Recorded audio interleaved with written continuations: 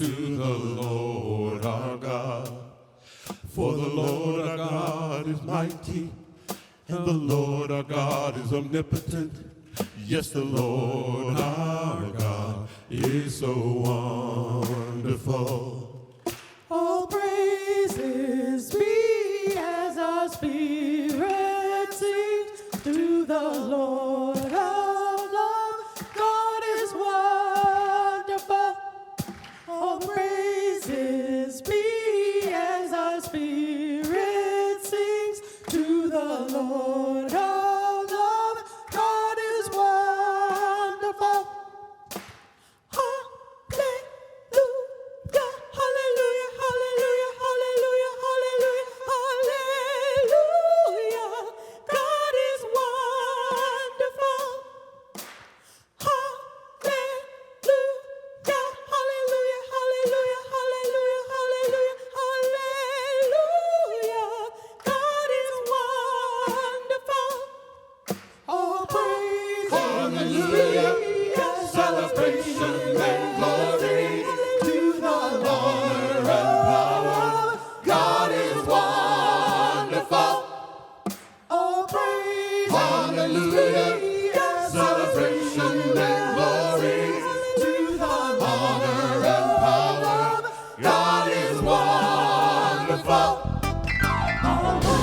Hallelujah, celebration and glory, to the honor and power. God is wonderful. Hallelujah, celebration and glory, to the honor and power. God is wonderful. Hallelujah, celebration and glory, to the honor and power. God is wonderful. Hallelujah, celebration and glory, to the honor and power. God is wonderful. God is wonderful. God is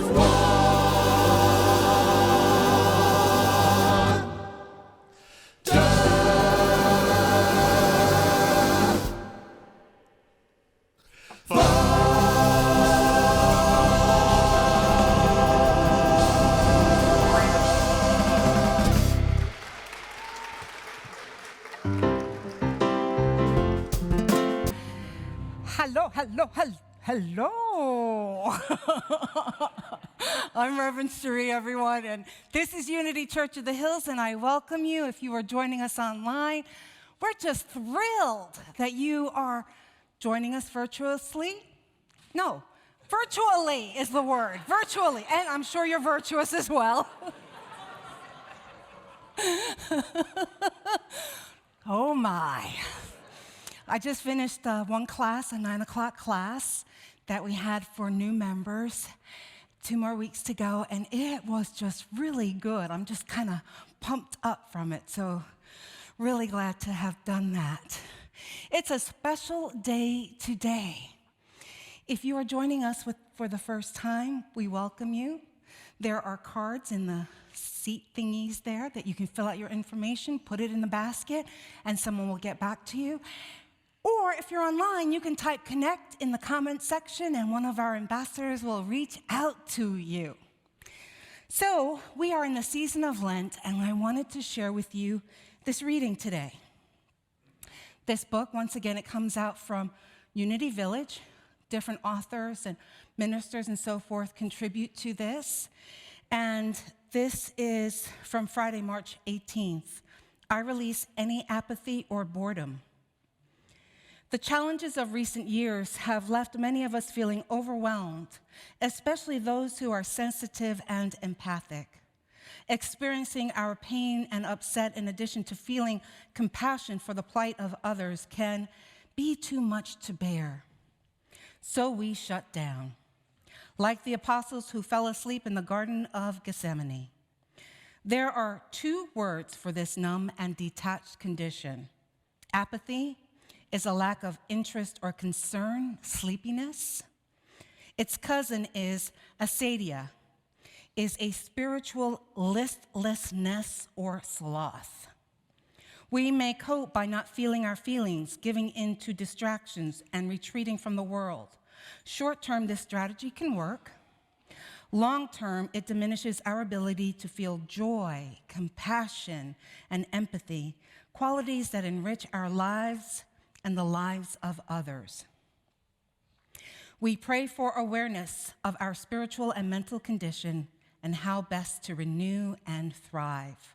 We allow ourselves to be wrapped in the comfort and healing love of God.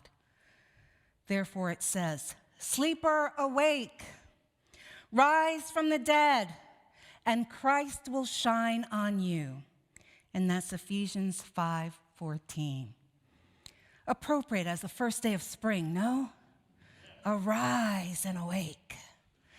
So, why am I all aflutter? Because it's the A.J. Elliott Award. This is an annual celebration and recognition for the year, right? It's like the Oscars of volunteerism. That's what we're talking about here, people. It's the Oscars. And I am just so thrilled to be celebrating Karen and Paul Mimrick. They are just, what they've done for this community in the short time that I've been here is nothing but a godsend. So thank you. I want to share the video with you that Karen put together, which is a hoot, and then Linda Hancock will come up and do the honors of the ceremony.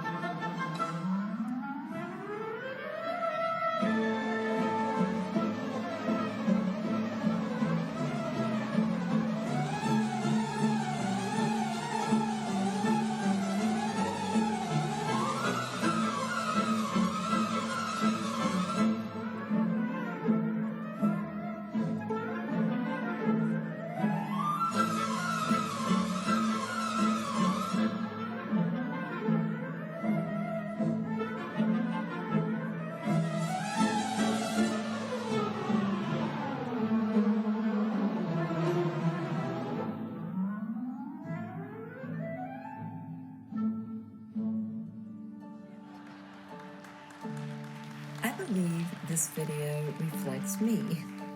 Actions speak louder than words. Our actions and our time invested in Unity Church create a spiritual home for ourselves and others.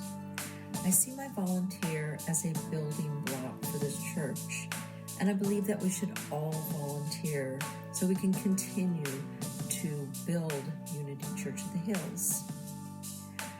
I would love to see you reveal your magnificence within the Unity community.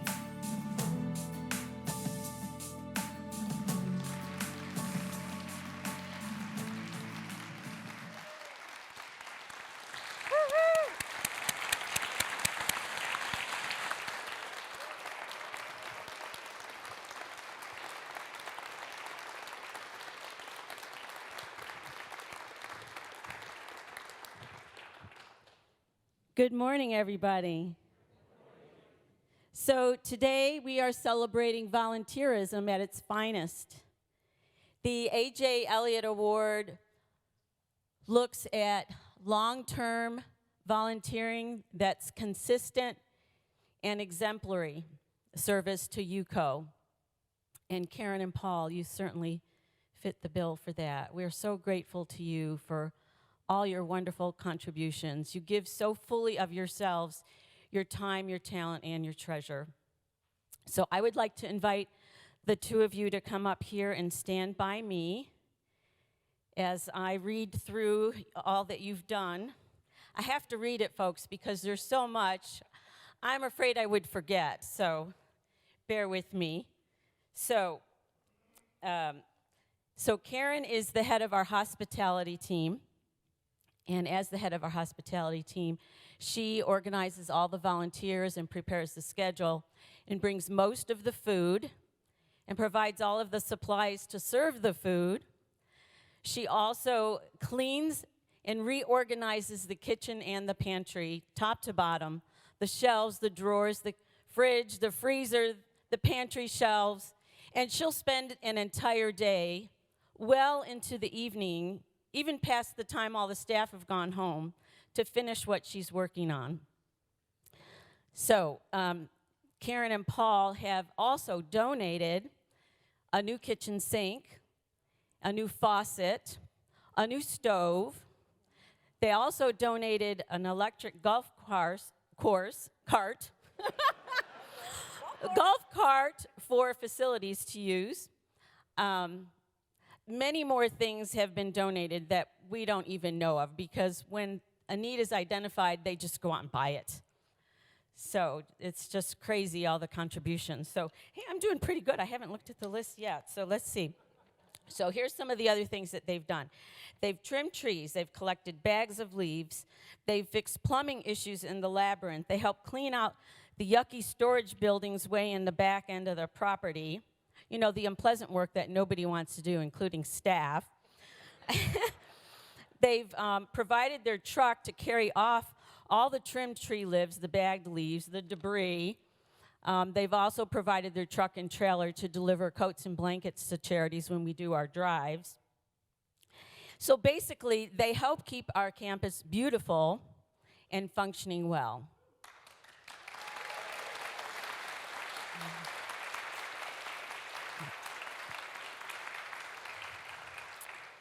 I like to call Karen a Tasmanian angel, as you just saw, and Paul is her wings. So when Karen gets all these ideas, then Paul just naturally gets pulled into it and has a wonderful, willing attitude. So we like to call that voluntold. Yeah. He's been voluntold a lot, but he does it graciously. So thank you, Paul. So now I would like to invite up our beloved A.J. Elliott to come and present this award.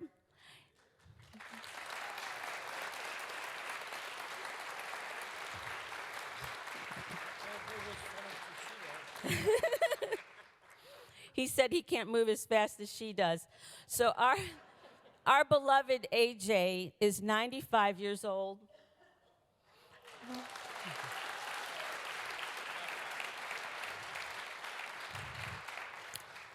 And A.J. was our first recipient of this award, which was in 2017, and he was still actively volunteering at that time. So let's do the math. That would have made you 90?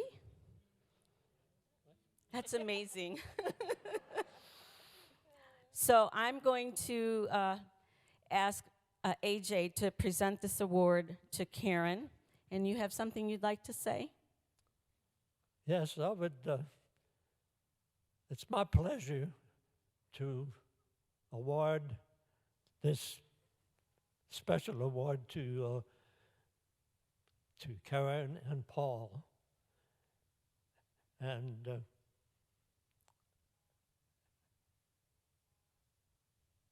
it's for their many years of volunteering here at Unity Church of the Hills.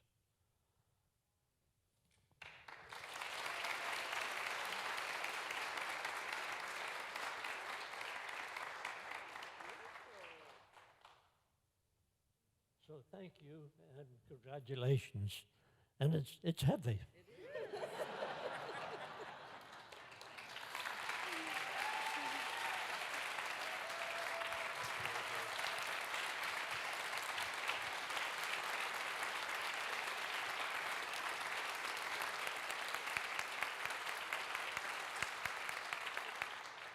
I just want to say thank you, AJ, for this opportunity. Thank you, Unity Church, and everyone that we have made present or been in your presence and been able to make this our home. We love the grounds here. We find it very spiritual. Karen and I have worked hard at making this, beautifying it, keeping it up, doing so many things, and I enjoy being behind the scenes with Karen. She has the ideas, and I just want to let you know that that video, that was real time.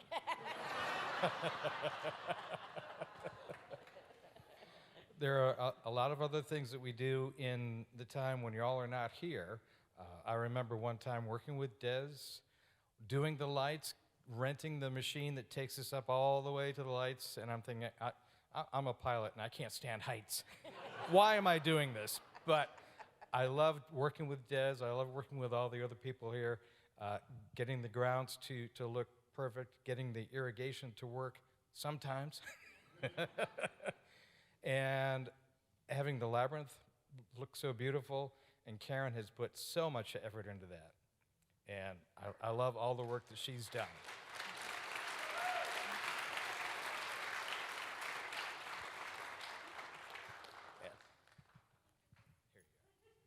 Thank you, everybody. And congratulations. We love you and appreciate you.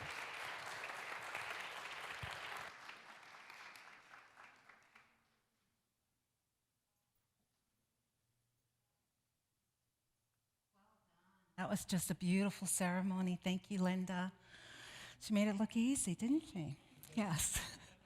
A few more announcements. Just that today, the Rainbow Fellowship is meeting in room 129. Tony and Murray have been the ambassadors for the LGBTQ community here for quite a long time. And as I mentioned last time, they are moving to San Antonio. They'll still be part of the community, they've promised me. Blood oath, but I'll digress. They are looking for some folks, 2 people, to really take over and be the leaders of that community and be the liaison into Austin proper as well.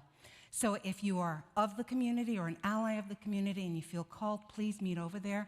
And just anyone in the community, LGBTQ community, can meet over there as well. Just get the inside scoop and skinny.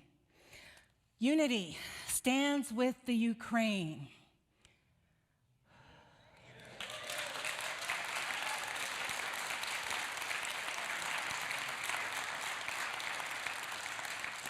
Yeah. I just have to give a shout out to Reggie, designed it. I think it's a powerful banner and slide. So we are planning that through Facebook or through our website. You can click on a link to directly give to a specific charity. Sometimes when these things come up, we want to give, but we don't know where or who's reputable. So we've done some screening for you, and we are changing it weekly because some folks are really good at getting food to people. That's important. Some folks are really good at getting medical care to people. That's important. Some folks are really good about taking care of animals during this time. That's important. So each week we're going to rotate the different organizations that you can contribute to. So please go on out there. We also are bypassing our system so that there's not now an additional processing fee on our side. So you're giving directly to the organization. Okay? All right.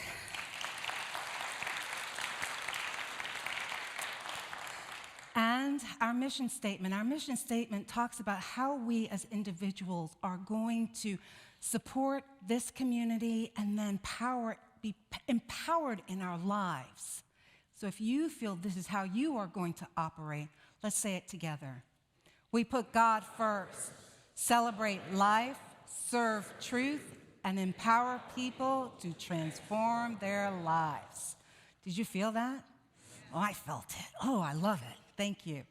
So for our opening prayer, I'm going to invite Roderick to come up and do the beautiful sound bowl, and you're going to just let that sound just kind of permeate your being. And a very distinguished gentleman and prayer chaplain, Cliff Mark, will be doing the opening prayer. You can.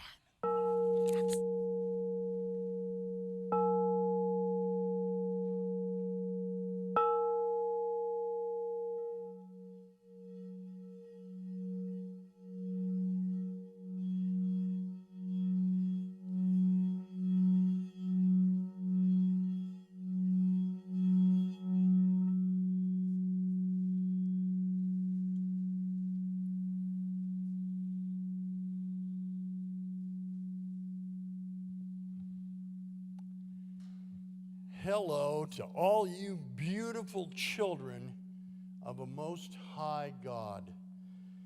I can think of no better day, no better marker than to be in church and praying together on the first day of spring. What a treat. If you'd be so kind to consider it, I'd like it if you would raise your heads instead of bowing them. And if you can, raise your arms and just feel yourself, feel your hearts, feel your bodies as they take in the energy of these people, the energy and love of this church, the gratitude of this community, and the infinite potential of spring. Okay. Mother, Father, God, we raise our heads and raise our hearts and raise our hands to receive you and your love and your power into our beings. And we breathe this in. We know that you are always the source of who we are, and we join together to recognize your infinite love in us and your infinite love in this world. And we breathe that in. We already see a wonderful spring ahead with beautiful flowers that take our breath away. Unforgettable shades of a green so tender and so new and so full of your love that we are reminded again and again that we are blessed to live in a verdant world. And we breathe this in. And as that world refreshes itself and renews itself, it also refreshes us and renews us and makes us certain that you are always in us and with us and empowering us to be all that we can be. And we breathe that in. Amen.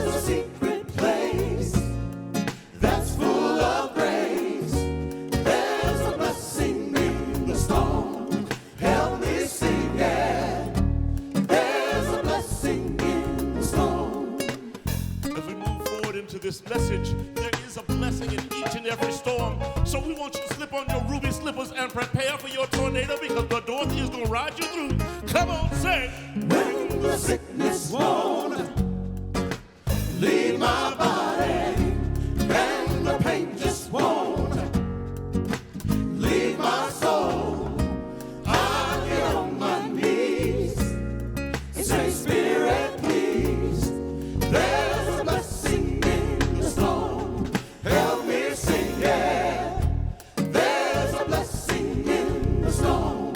See, sometimes we create our own storm. Hey. So right now it's time for you to become your own weatherman and see your forecast changing, because you will ride this through. Celebration, help me sing, right. Come on. When I cannot seem to love again, and the raindrops won't ever end, if you just hold on, those clouds will soon be gone. There's a blessing in the storm. Help me sing, yeah. There's a blessing in the storm.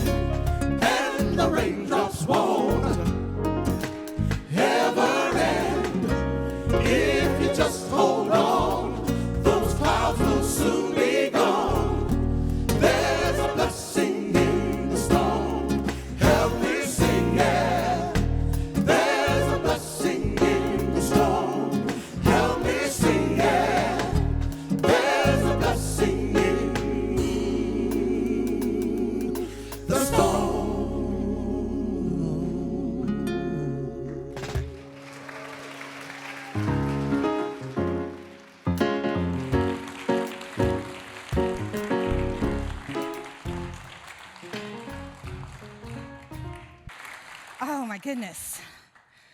You know, it's like I sit down, I come back, and it's a whole full sanctuary. It's amazing how that works. All right, so today's talk is keep your ruby slippers on, baby. Keep your ruby slippers on. One of the reasons that the books and the movies of The Wizard of Oz are so loved, well, it's because of the rich layers.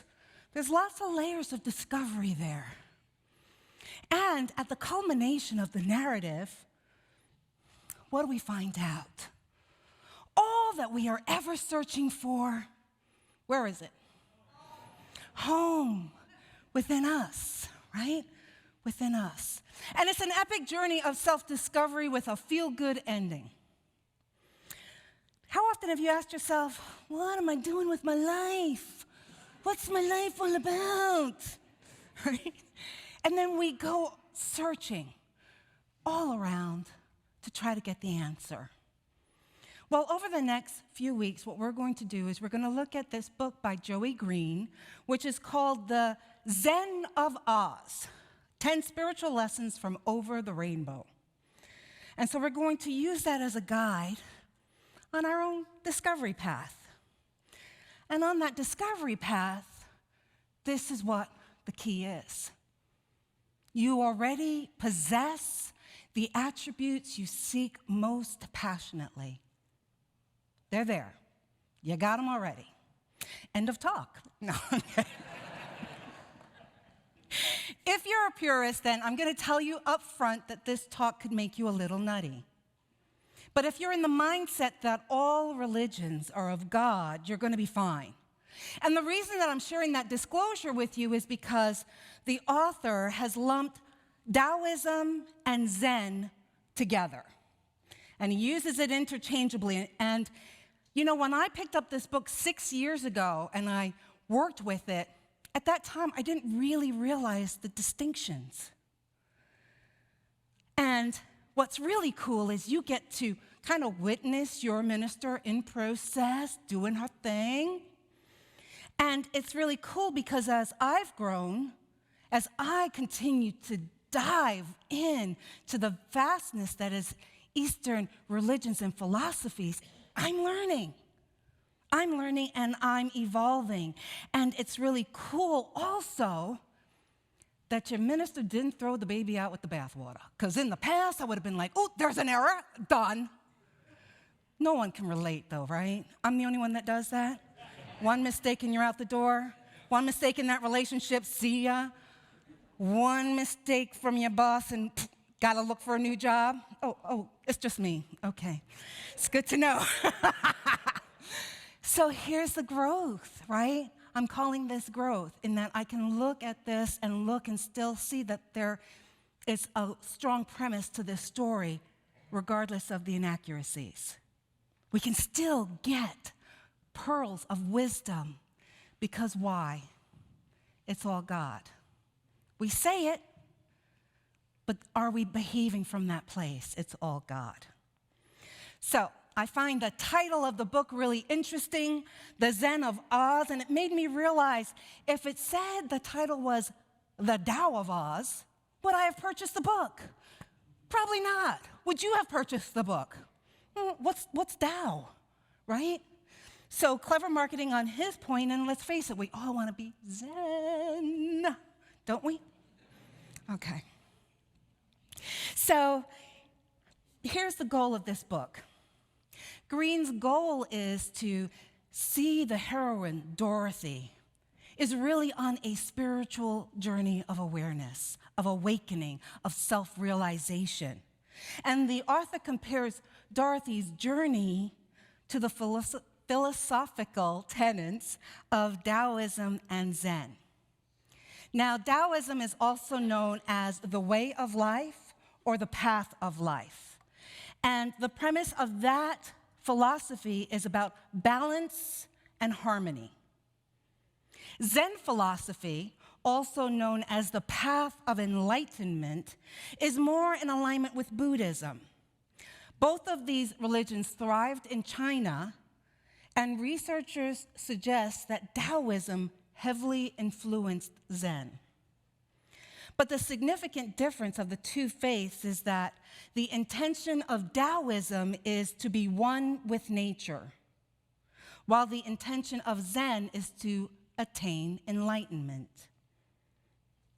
So I'm a researcher. I got to give you some foundation here. So let me give you just an overview of both philosophies. Taoism, ancient Chinese philosophy and religion, and it instructs believers on how to exist in harmony with the universe. Taoism believes that animals and humans should live in balance with the Tao. And when we say Tao, what they're talking about is the way of the universe. So whenever you think of Tao, the way of the universe. And it has this belief that we are spiritually immortal. Spiritually immortal. And when the spirit leaves the body, guess what? It goes back and connects with the universe. Now, in Unity, we believe the same thing, do we not? We believe that after death, there's only oneness. Before death, there's oneness. After death, there's oneness. And in our spiritual energy, we are returning to the allness. In Taoism, they see everything as energy. Everything is energy, all living things. And it's important for that energy to be balanced. You've heard the phrase yin-yang. It's energy. So they see energy as like kind of matching pairs, hot and cold, up, down, action, inaction, which work together towards a universal whole. And it says that everything is connected and that nothing makes sense by itself. Is that not sounding familiar to you? Because I'm saying, isn't that principle 1? I know we talked about it in class today. Doesn't that sound like principle 1? Right? That there is no thing that is not of the universe. What does that mean? Everything is of God. All is of God. Principle 1. And the sacred text of the Tao is the Tao Te Ching, which is known as The Way and Its Power. And it's a collection of sayings and poetry from 3rd and 4th centuries BCE.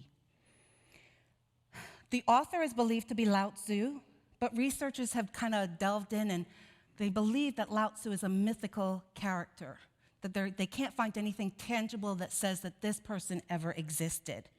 But they've given authorship to him for cultural and political reasons. Is that any different than the Bible? Right? You read the sacred text. Becca, in their talk last week, mentioned James, the book of James, supposed to be Jesus' brother. Maybe not. Right? And why is that done?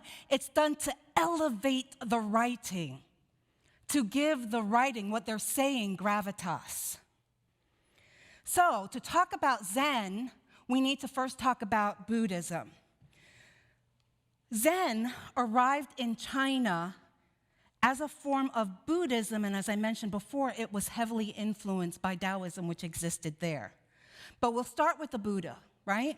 And we know that 2,500 years ago, Siddhartha Gautama, what did he do? He questioned. He was a prince in a palace, living a luxurious life, and he saw around him people were suffering.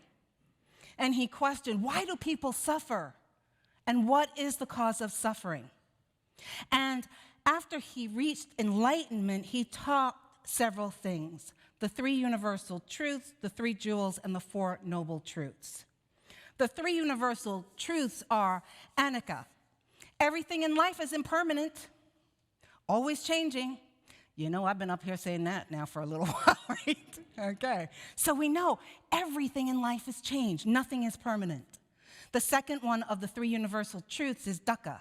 Because nothing is impermanent, a life based on possessing things or person doesn't make you happy. And then anatta. Some doctrines teach that there is no eternal soul, while others teach a doctrine about finding a greater self, releasing the ego, releasing selfishness. Once again, are you seeing a correlation there? Okay. The 3 jewels that the Buddha taught are the Buddha, one is one of them, and that is that people can become Buddhas. They can reach that level of knowledge and enlightenment, so that's possible. Then the other jewel is Dharma, which is cosmic order. What do we call it? Divine order. Thank you. You're like paying attention. Thank you. Thank you. Helpful. The third jewel is the Sangha, that in the community, they uphold the teachings of the Buddha. And then the four noble truths are human life has a lot of suffering. The cause of suffering is desire. I want. There is an end to suffering. Desire nothing. And the way to end suffering is to follow the middle path, or the path of liberation, and that's an eightfold living process. And what's the goal of Buddhism is to achieve enlightenment. But more importantly, releasing the cycle of having to be reborn and dying, reborn and dying, reborn and dying.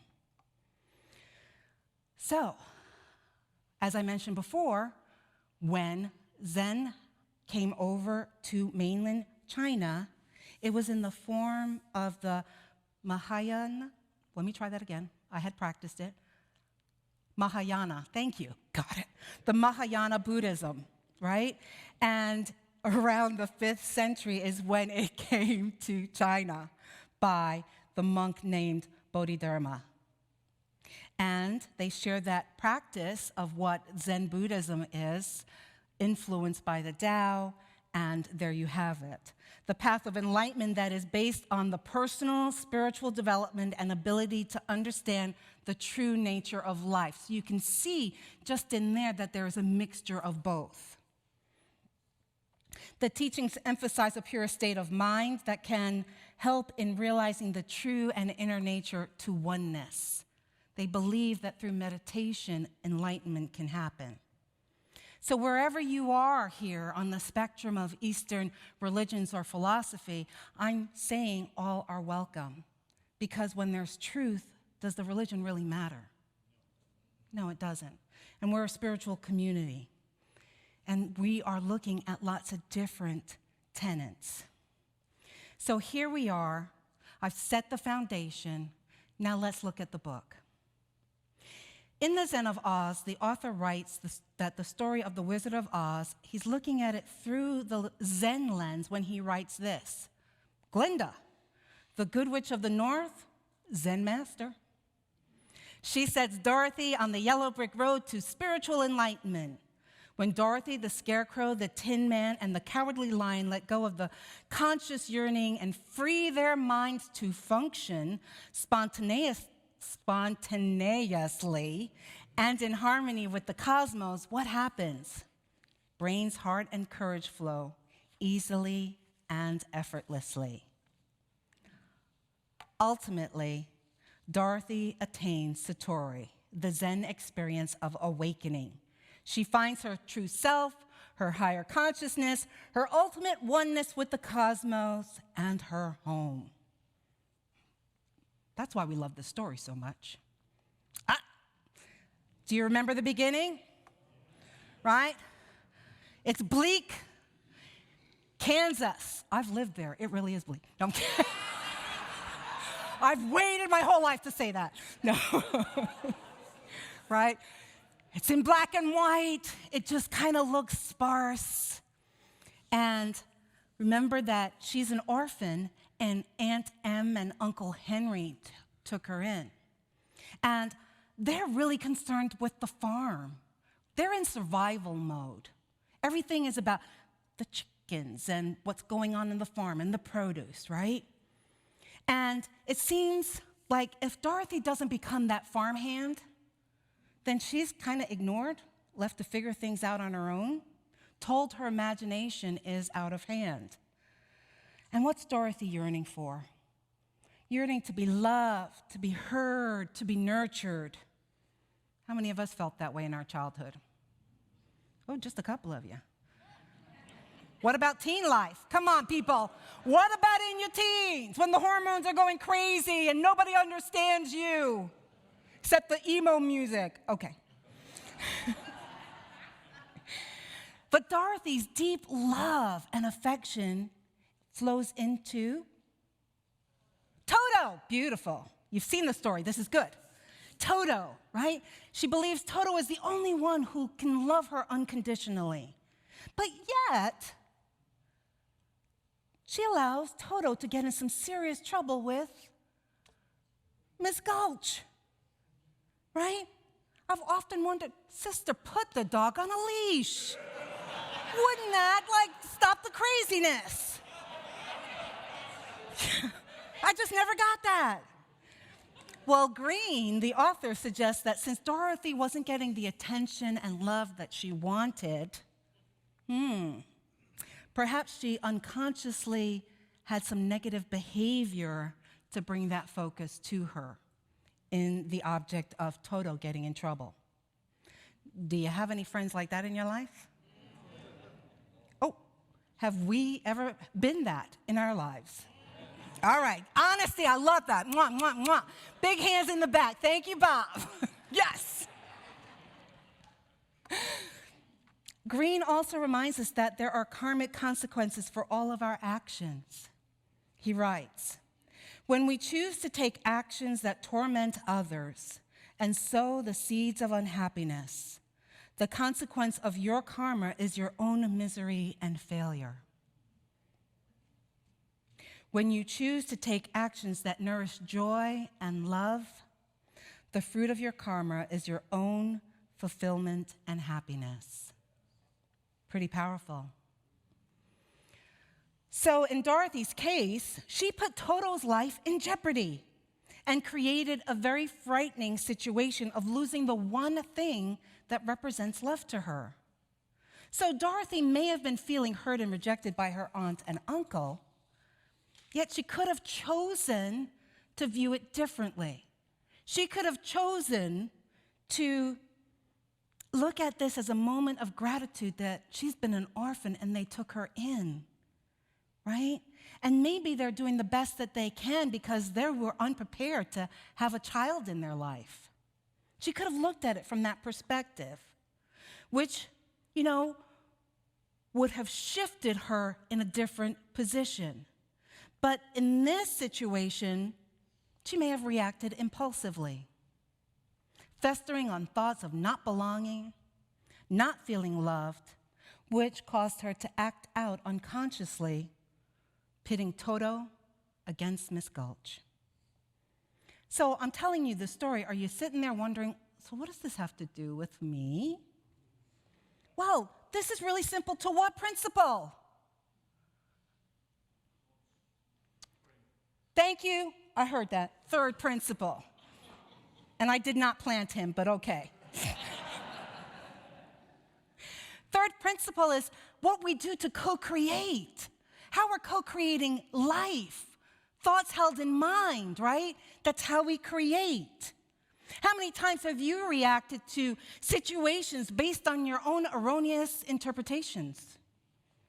And the thoughts we have about it often don't lead us to respond from our highest self. And then we get those impulsive actions that we take that create these untenable situations. And we're like, why is this happening to me? It's almost like we don't believe the principle that our mind is as powerful as it is as a co-creator, and we just keep cascading through life, incurring consequences. And as Dorothy is struggling to figure out how to get herself and Toto out of this mess, what happens? Cyclone comes, right?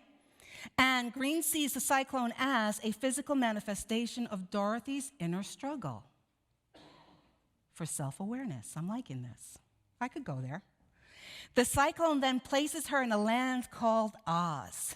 And in this new dimension of Oz, it gives her the opportunity to become aware and conscious of the choices that she is making. It gives her an opportunity of rebirth. Guess what? We are being called into discernment as well. We are looking at the choices that we are making. Are we making decisions based on fear, insecurity, lack, and separation? Or are we making choices based on love, worthiness, abundance, and oneness with the universe? Every decision we make is an opportunity for us to ask, what could the consequences be? Will the consequences nourish happiness? Or will the consequence create resistance? The Wizard of Oz, the ruby slippers, they represent the inner spark we are each born with. Ruby slippers, inner spark. And that spark we know as our divine nature. We know it as the wisdom of the universe right here, right there, right there, right there, right there, right? Infinite love and power right there. And it makes sense that the slippers are valuable and really important for Dorothy's well-being. And what does Glinda say? Right? Never let those ruby slippers off your feet. All right. Why is she saying that? Right? Green says, she's saying, Dorothy, never give up your passion, your individuality, your uniqueness, your spirit, your soul. She's saying, this is your inner spark. But what's really interesting is that the Wicked Witch of the West, say that 3 times fast, I dare you, and not stutter, really wants those ruby slippers. And you know, I can relate, right? I got my own pair of ruby slippers. But perhaps it's because the Wicked Witch has forgotten her truth, has forgotten that there is the spark within her. And in forgetting that, feels the need to have someone else's slippers to be powerful. Doesn't that mirror some of our own thoughts? When we look at others using their divine spark, their divine nature, and we're like, well, if I could do that, my life would be really good, and I don't know. Yeah, you know those thoughts we have. And here's the thing, as metaphysicians, I can say that word, when I use the term, I'm saying that we are in the study of being. It's the study about being, the study about reality, the study of God, the study of nature. That's what we're doing here, my friends, each week. And what do we know? What do we know about the spark? What do we know? Not rhetorical. It's in us. It's in us. We each have God within us. And we know that there is only oneness, and our true purpose is uncovered through our own self-awareness, self-love, claiming our light. And it is through right action that that spark is allowed to get bigger and brighter. We also know that any attempt to diminish someone else's inner spark extinguishes our own. We know that. So do you remember at the end of the movie or the book, whichever one you did? I know you all did the movie, so it's okay. The wizard has gotten into his hot air balloon. They're ready to escape back to Kansas. And what happens? The balloon and the wizard takes off and leaves Dorothy stranded, right? And she wants to go home. She's ready to go home. What does Glinda say?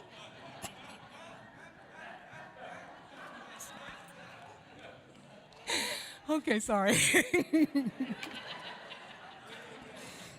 One more time. What does Glinda say? You've always had the power to go back to Kansas, right? And the scarecrow, frustrated on Dorothy's behalf, goes, then why didn't you tell her? Why didn't you tell her before? And what does Glinda say? Because she wouldn't have believed me, right? because we know we have to experience it for ourselves to know it, right? We have to experience it for ourselves. So, why did I tell you this story? Well, it was fun, but it's a favorite. Sure, all of that. But you can learn something from this. Here's a few answers I came up with. No matter what comes your way, hold on to your ruby red slippers. Hold on, right? Treat your inner spark as the valuable treasure it is. It's valuable. And realize all the experiences that you're going through at this point, they're for you. They're for you to discover your purpose. It's for you to figure out how to be in alignment with truth, with spirit, with the universe. So, what if, like Dorothy, you are waking up from a dream state right now, and you're remembering you are magnificent. You are a magnificent expression of God. You know, maybe it's time for you to get your own ruby slippers. That's right. As a reminder of how valuable your spark is. And, you know, if you can't pull off the ruby slippers, I know not everyone can, especially the guys. I just can't see Tim Wright in his ruby slippers. Can you? I don't know. Reggie could probably pull it off. What do you think?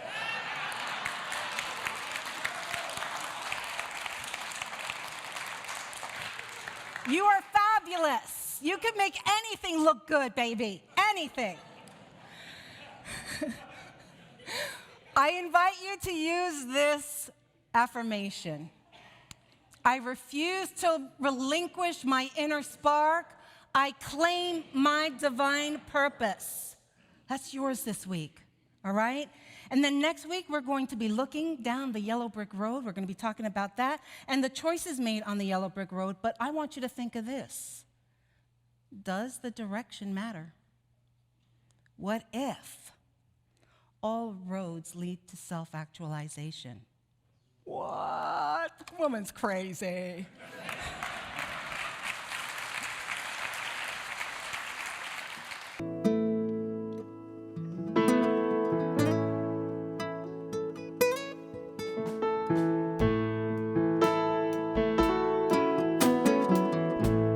Old man Wrigley lived in that White House down the street where I grew up.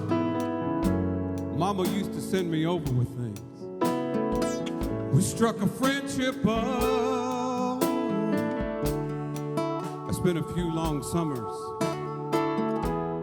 out on his old porch swing.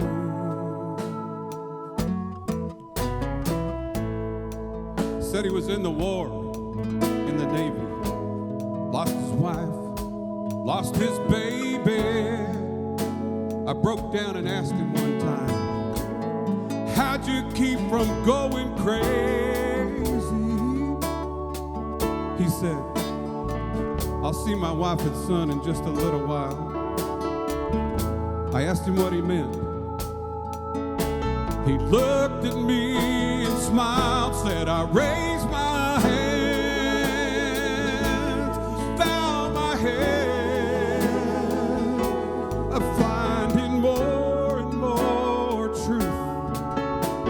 Words written in red, they tell me that there's more to life than just what I can see. Oh, I believe.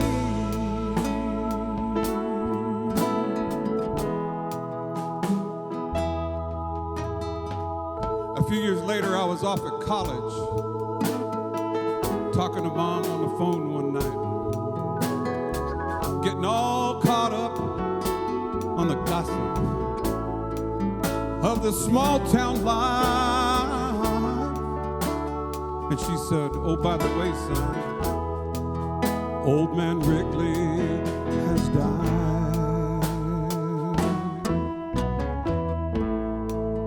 So later on that night, I laid there thinking back. Thought about a couple long lost summers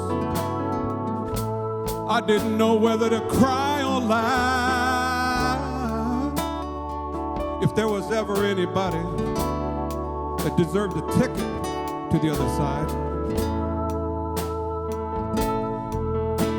sweet old man, me in the eye, said I raised my hand, bow my head,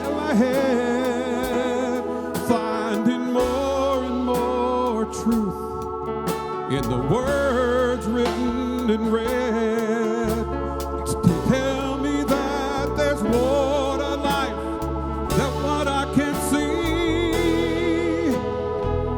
I can't quote the book, the chapter, or the verse. You can't tell me it all ends in a slow ride in a hearse.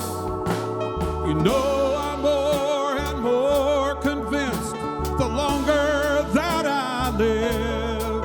Yeah, this can't be, no, this can't be, no, this can't be all there is. Lord, I raise my head and bow my head.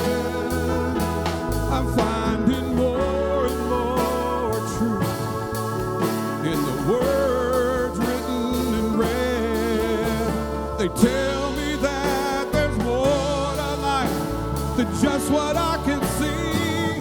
Oh, I believe, I believe, I believe.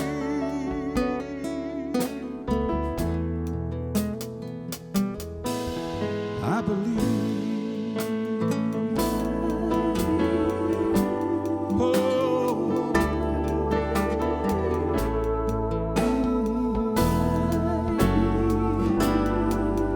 Oh, I believe.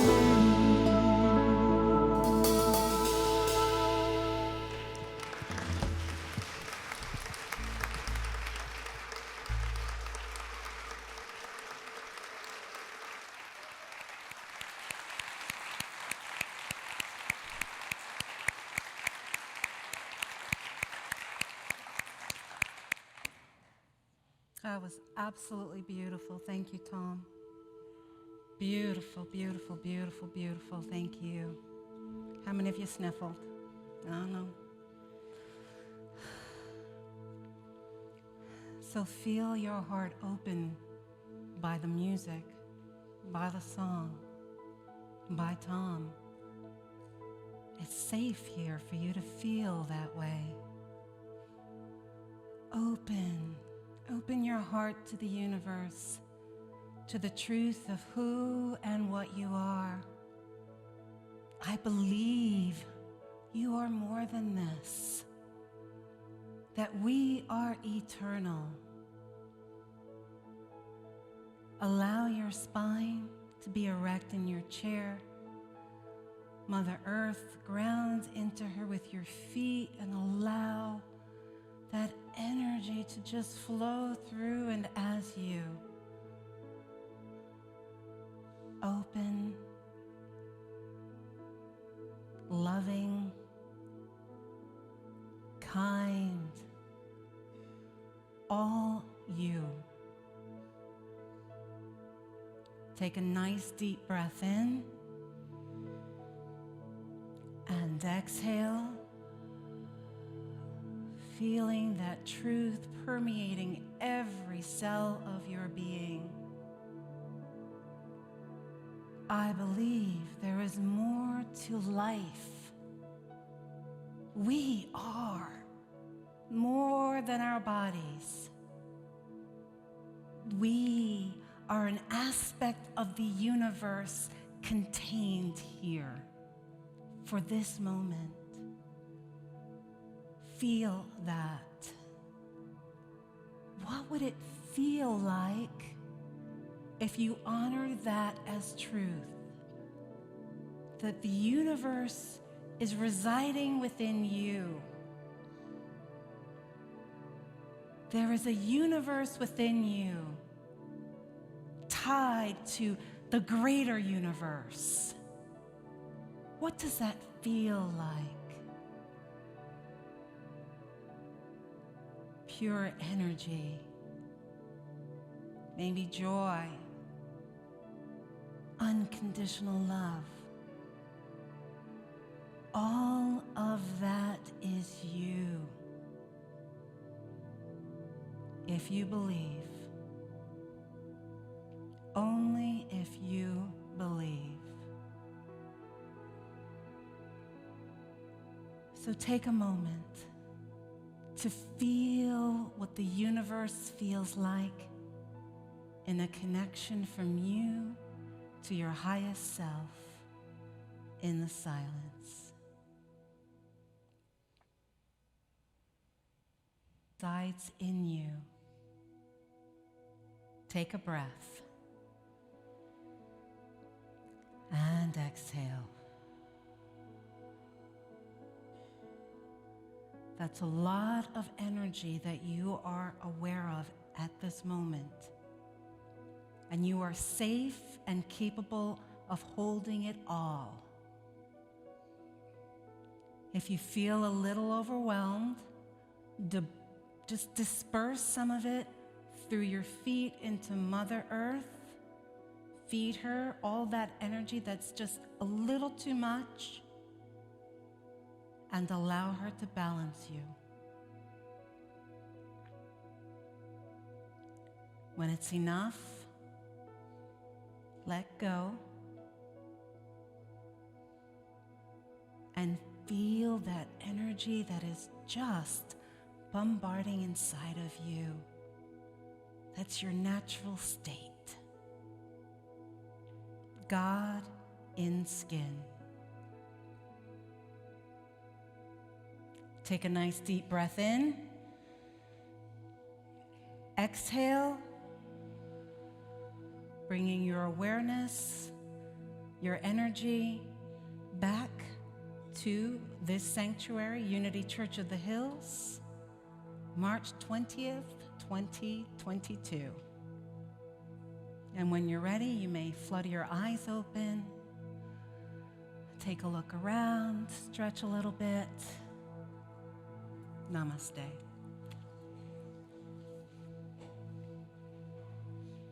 All right. Great. All right. We just had a great meditation, but let's take another deep breath in. Now get your checkbooks out. Now that you're all zen about it, you know. No, this is my favorite time to encourage you to support our church. And we need operations money. We need to do improvements to the church. And each and every one of you are vitally important to this community. And I love you all. I really do. You know, I've been with this community a long time now, and I'm very grateful that I get to do this.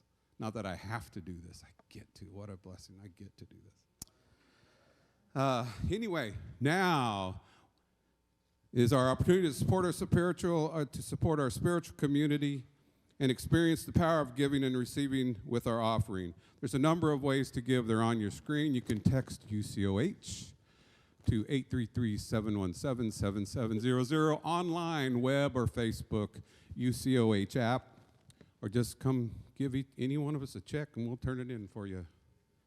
Let's say our blessing together. Divine love through blesses and multiplies all that I am, all that I have, all that I circulate, and I am grateful. Thank you.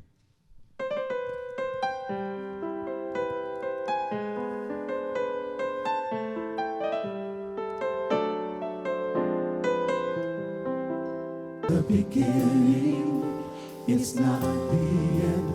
This is just the overture, just the beginning. I know you're blessed, but you still haven't seen God's best, not yet. I already know God's been good to you. I already know God's been faithful to you. I already know God's done some incredible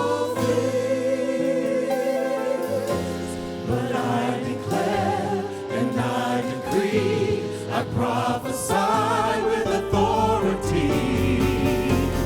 You haven't seen your best days yet. You haven't seen your best days yet.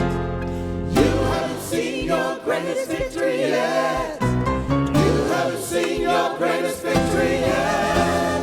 This is just, this is just, this is just the beginning. Yes, yes, do you receive the prophecy?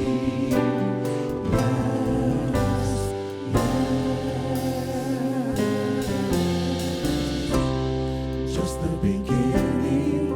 In your heart you know what God has promised you. Just the beginning. Never compromise or settle for less than your due. Just the beginning. I know you're blessed, but you still haven't seen God's best. Not yet.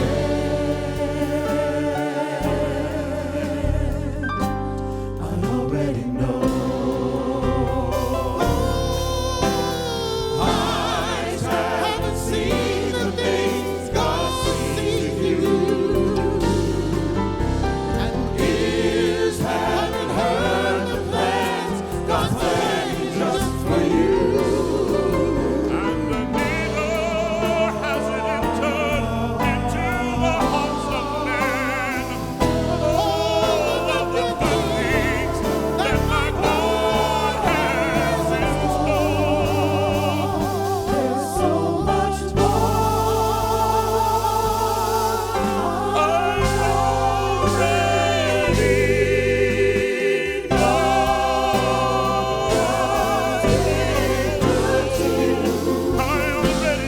already know.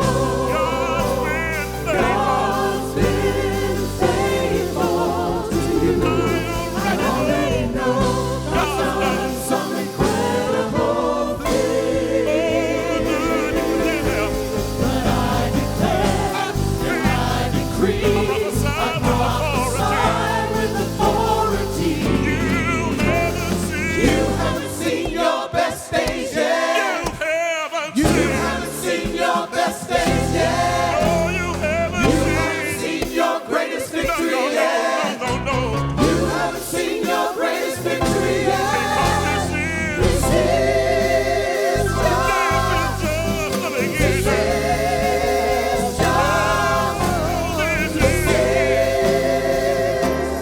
just the beginning. Yes, yes, just the beginning. Yes, yes, just the beginning. Yes, yes, just the beginning. Yes, yes, just the beginning. Yes, yes, just the beginning.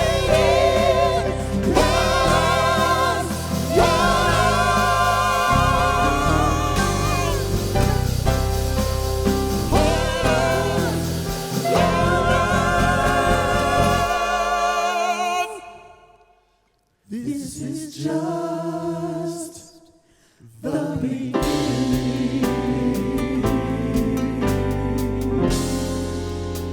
Do you receive the prophecy?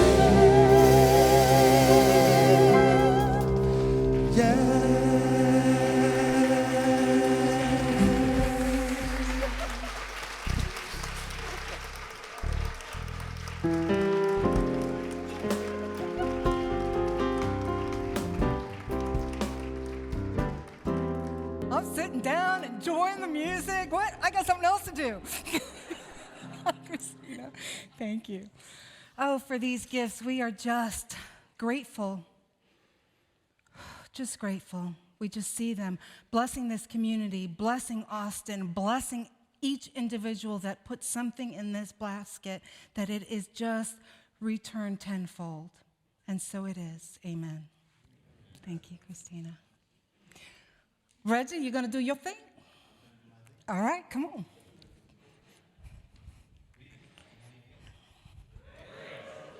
How you feeling? Let's try that again. Before I get started, this lovely bracelet was found last Sunday, so if it belongs to you, I'll wrestle you for it. Yes, it is blue.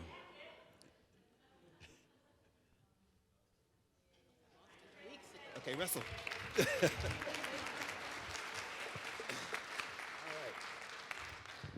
Also on the fashion tip, last week I was told my outfit was tame.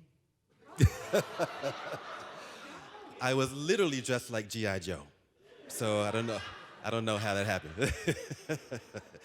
So anyway, if you are called for whatever reason to connect with the prayer chaplain, please feel free to do so after services today. If you are online, call the number that's on your screen and someone will call you back. So exciting things happening today. A lot of things. New board member and reception is happening today in the patio after the ceremony. Come out and meet John Sheldon, who's also our new board member. Tim Wright is one of our new board members, so come out and hang out with them. Get to know them.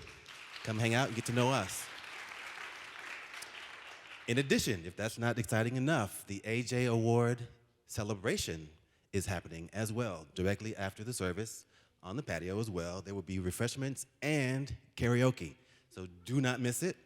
And Karen Memrick, as if she hasn't done enough, she's footing the bill for all the food and the refreshments and all that stuff. So thank you, Karen. As if you hadn't done enough. And on top of all of that, there's a 20% bookstore sale happening right now. Guess who's covering the 20%? Karen Memrick. So please go to the bookstore. There's some really cool stuff in there. Check it out. All right, Rev Cherie is continuing her Yellow Brick Road inspired talk. Next week, join Rev Cherie Taylor as she continues the journey to Zen with her talk titled The Yellow Brick Road of Zen. When you realize the wonder that you already are, there is no need to spout rhetoric or opinions. Rev Cherie suggests the time to trust your inner self and be love in the world is now. Allow yourself the gift of awakening. Please join us next Sunday for Rev Cherie's talk. And I'm sure she'll have her ruby slippers on again. We love those, yeah, so keep wearing those. I might want a pair for myself, though. We are going to bring the children in because we love them.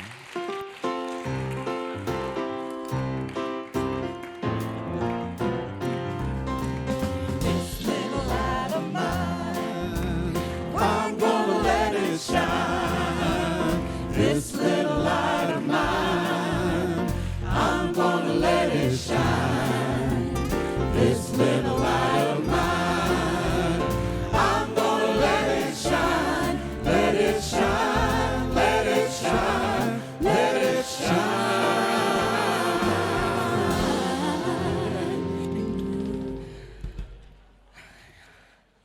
You beauties, you look stunning. Would you get it over there? Yes. So good to see you all.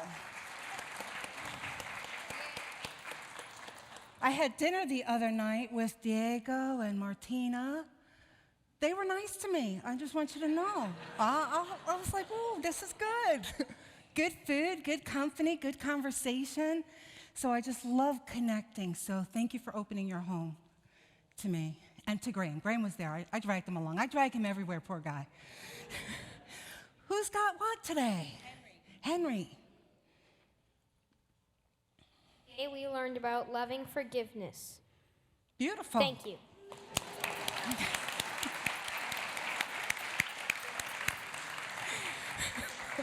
Are we ready to do? I don't know. Minister in training, is that what's happening here? Okay, got it. Let's do the prayer for protection. You guys ready to do it? Oh, yeah. All right. Together, the light of God surrounds us. Love of God enfolds us. The power of God protects us. The presence of God watches over us. Wherever we are, God is, and all is well. Woohoo! All right, guys, to the rooms. Thank you, thank you, thank you. You look marvelous.